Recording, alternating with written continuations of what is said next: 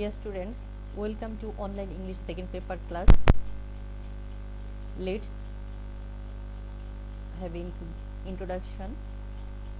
First, I introduce myself. It's me, Azizun Nahar Akhand, Assistant Professor in English, Shohid Buddhijibi Government College, Rajshahi. How are you? I hope you are well. I am also fine, Alhamdulillah. You know, now we are passing through a critical situation. Actually, the whole world suffers from an unnatural disease, that is COVID-19 or coronavirus.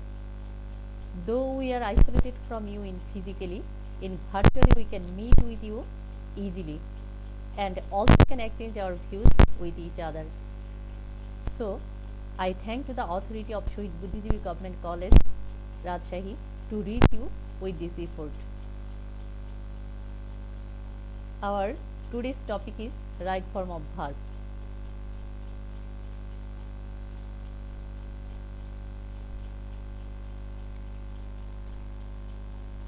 What is right form of verbs?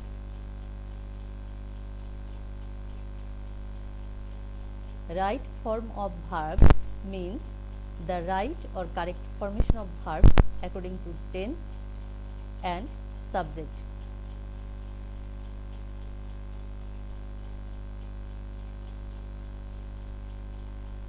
In our final examination, English second paper, this is the question number 5. Here you are given 10 words in brackets. You have to correct the right form of these verbs or words. So, to write the correct form of this verb, you should know tense well, the rules of subject-verb agreement and some other rules. Let us start from the tense.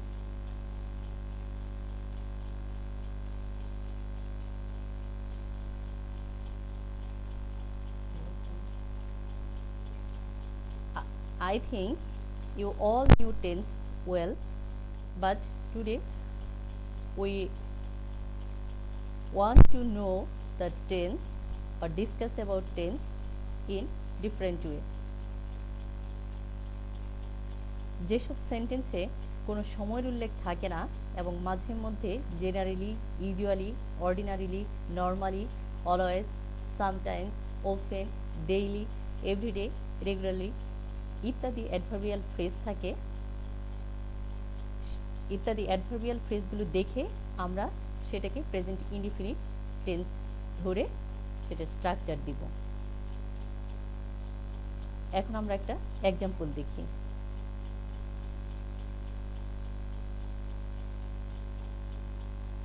You see here the example is Sabiha learned her lessons regularly.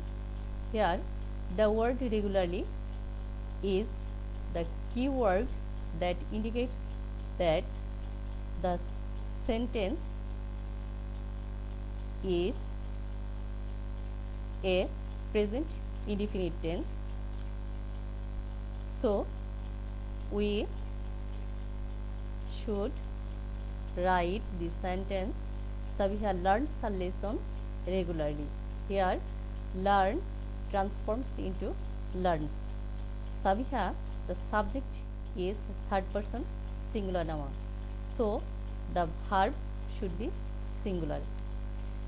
Then we see another example. He always disturbs the students. Here always identifies the sentence as present indefinite tense, so he always disturbs the students.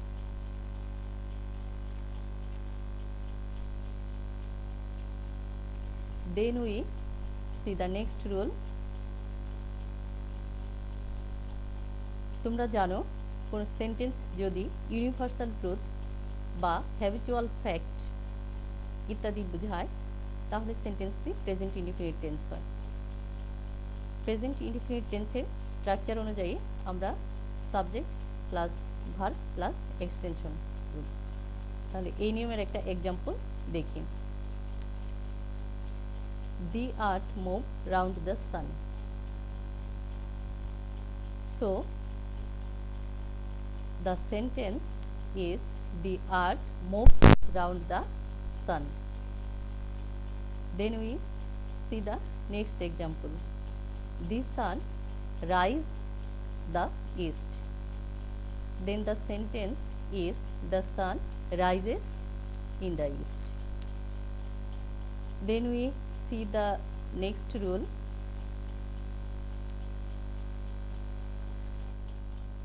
তোমরা জানো বর্তমানে চলছে এমন কোনো কাজ বোঝালে present continuous tense হয়, কিন্তু আমাদের কোশ্চেনে বর্তমানে চলছে এরকম কাজ আমরা বুঝবো কি দেখে। এখানে কিছু ক্লু ওয়ার্ডস আছে, সেগুলো কি now, at present, at this moment. কোনো সেন্টেন্সে সাধারণত এই ওয়ার্ডগুলো থাকলে আমরা সেটাকে প্রেজেন্ট কন্টিনিউয়াসের স্ট্রাকচার দিব। একটা এক্সাম্পল দেখি। Now the students sing the national anthem. So the sentence is now the students are singing the national anthem. Then we see another example. The boys watch the television now. So the boys are watching the television now. Then we see the next rule. কোনো সেন্টেন্সে যদি just, just now, already, recently, lately, yet, ever ইত্যাদি থাকে তাহলে present perfect tense হয়। সোজা কথা, তোমরা কোনো সেন্টেন্সে এই ওয়ার্ডগুলো দেখলে সেটাকে প্রেজেন্ট পারফেক্ট টেন্সে স্ট্রাকচার দিবে। একটা এক্সাম্পল দেখি। Rabeya take her dinner just now. So the sentence is Rabia has taken her dinner just now. Then the another example is I see him recently. Here we see recently. So we can write we have seen him recently. Then we see the next rule. Since বা for এর পর সময় উল্লেখ থাকলে সেন্টেন্সটি present perfect continuous tense হবে। Since বা for থাকবে, এবং সিন্স বা ফর কখন হয় তোমরা জানো, সিন্স হয় পয়েন্ট অফ টাইমের পূর্বে এবং ফর হয় পিরিয়ড অফ টাইমের পূর্বে। এ ধরনের সেন্টেন্সকে আমরা প্রেজেন্ট পারফেক্ট কন্টিনিউয়াস টেন্সের স্ট্রাকচার দিব। Subject plus have or has plus মূল ভার্বের পাস্ট পার্টিসিপল। তাহলে একটা উদাহরণ দেখি। ইট rain for 2 hours. Here we see for 2 hours. So the sentence is it has been raining for 2 hours. Then the example is it rained since the morning. So it has been raining since the morning. Then we go to the next rule.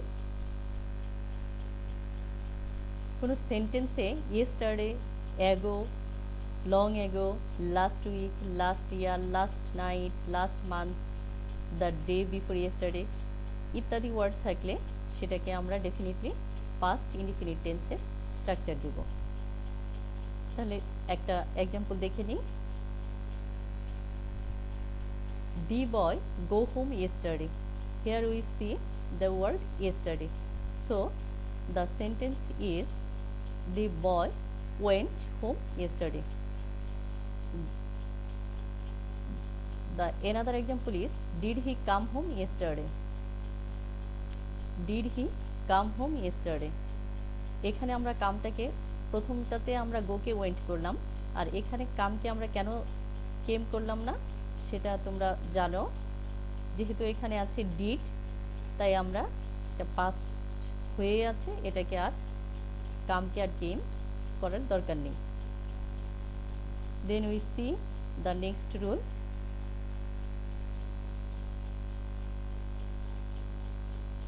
Present continuous বোঝার জন্য আমরা now, at present, at this moment, এই ওয়ার্ডগুলো দেখতে শিখেছিলাম।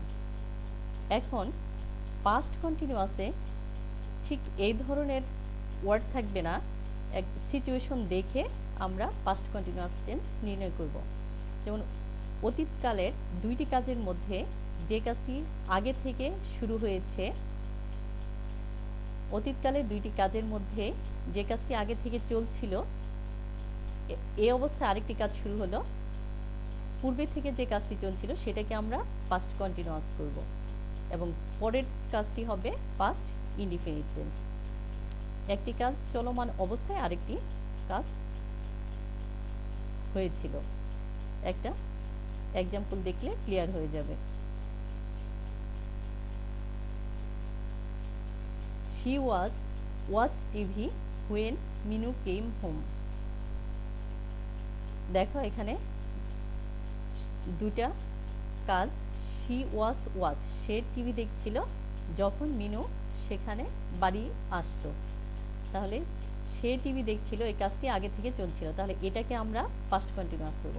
she was watching TV when Minu came home. Then we see the next rule.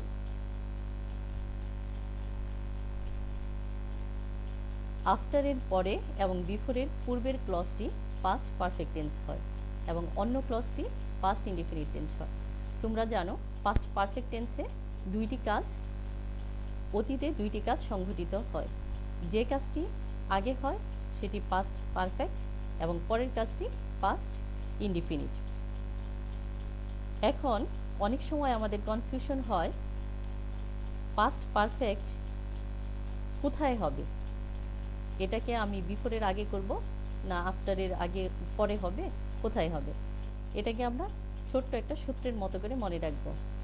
Past perfect সবসময় বিফোরের before, অর্থাৎ বিফোরের পূর্বে, আফটারের আফটার, আফটারের পরে হবে। পাস্ট পারফেক্টের অবস্থান যদি আমরা নির্ণয় করতে পারি তাহলে অন্য অংশটা অটোমেটিক হয়ে যাবে। একটা এক্সাম্পল দেখি।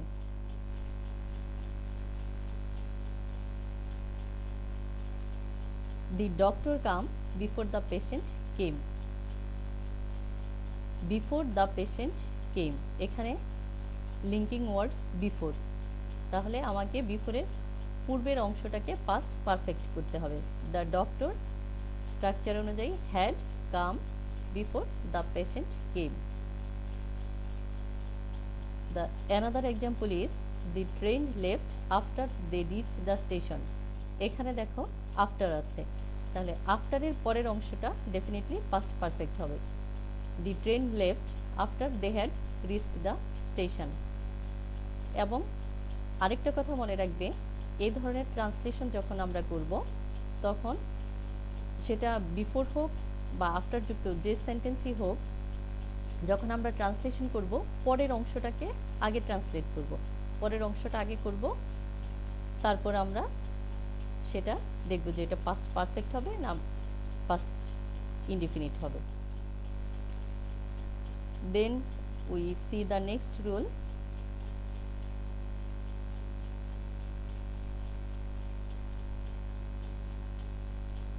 সাধারণত সেন্টেন্স যদি ভবিষ্যৎ নির্দেশক শব্দ বা ফ্রেজ যেমন tomorrow, the day after tomorrow, in future, next ইত্যাদি থাকে তাহলে ফিউচার ইনডিফিনিট টেন্স হয় এবং এটা স্ট্রাকচার কি? Subject plus shall or will plus ভার্বের present form. Then we see an example.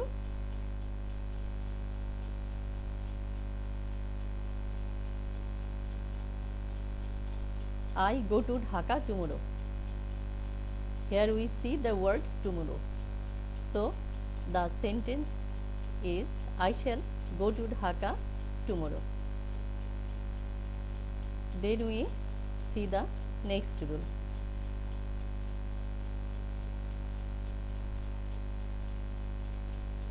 সাধারণত সিন্স দ্বারা দুটি ক্লজ যুক্ত থাকলে এবং সিন্সের আগের অংশ প্রেজেন্ট ইনডিফিনিট বা প্রেজেন্ট পারফেক্ট টেন্স হলে পরের অংশ পাস্ট ইনডিফিনিট টেন্স হয়। সিন্স দ্বারা দুটি ক্লজ যুক্ত থাকলে আগেরটা যদি প্রেজেন্ট ইনডিফিনিট অথবা প্রেজেন্ট পারফেক্ট যে কোনো একটা হলে পরের অংশটাকে আমরা পাস্ট ইনডিফিনিট টেন্স করব। একই নিয়মে যদি পরের অংশটা পাস্ট ইনডিফিনিট টেন্স হয় তাহলে আগের অংশটাকে আমরা প্রেজেন্ট ইনডিফিনিট বা প্রেজেন্ট পারফেক্ট টেন্সে রূপান্তর করব। একটা উদাহরণ দেখি।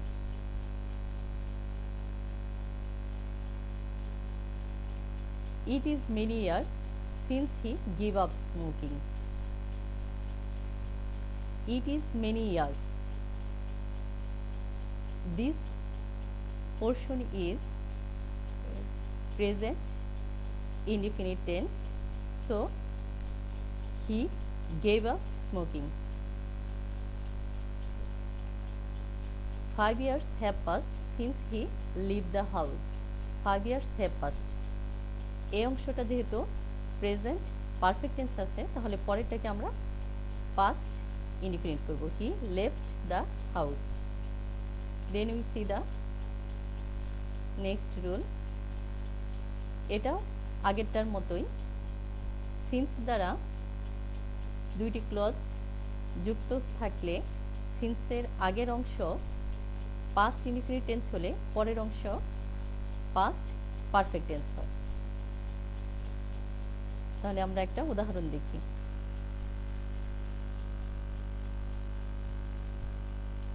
Many years passed since I met him last. Many years passed. Many years passed এই অংশটা আছে past indefinite. So I met him last এটাকে আমরা করব I had met him last. Then the another example is it was many years since I visited there.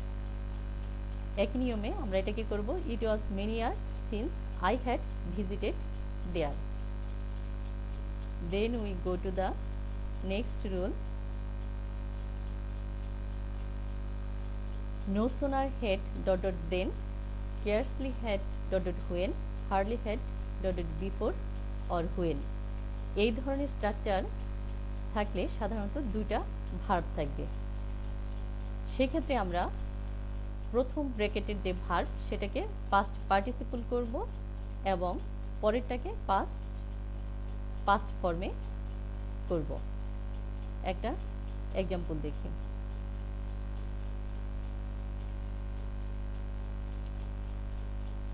No sooner had the bell ring than the teacher entered the classroom. So, no sooner had the bell rung than the teacher entered the classroom. Another example is hardly had the snatcher take the chain when he ran away. So, we should write hardly had the snatcher taken the chain when he ran away. Then we see the next rule.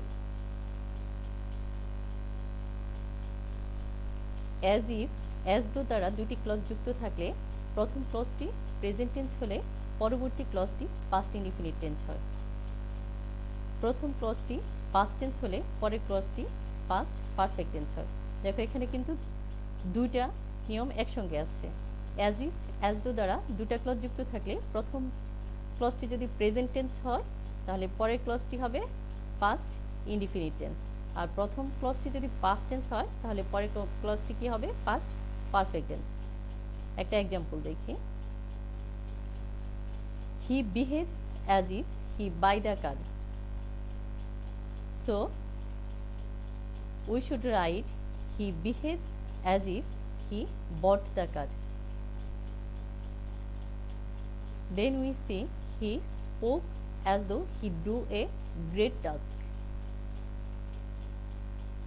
He spoke as though he had done a great task.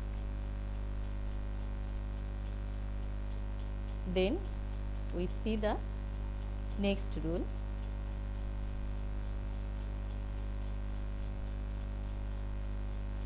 As if, as though, wish ইত্যাদি ইচ্ছাসূচক সেন্টেন্সে ব্র্যাকেটে মূল verb না থাকলে ব্র্যাকেটে B ভার্বের স্থলে war বসে। যেমন the man speaks as if he B A landlord. So we should write the man speaks as if he were a landlord. The another example is, then we see the next rule, as though, wish ইত্যাদি ইচ্ছাসূচক সেন্টেন্সে যদি ব্র্যাকেটে মূল verb থাকে তাহলে ভার্বের past form বসে।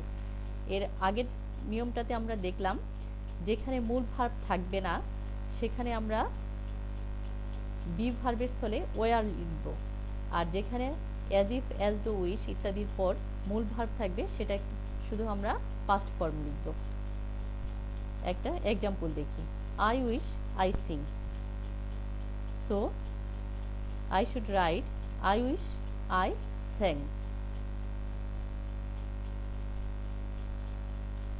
তেমনিভাবে পরের সেন্টেন্সটা, I wish I win the first prize in the lottery.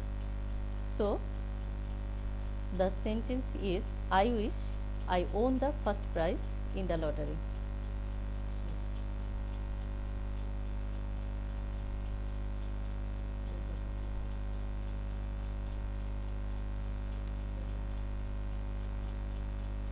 So students, this topic will be continued in next class. To be safe and healthy, you should strictly follow the health rules and properly maintain social distance. Thank you. Stay home, stay safe.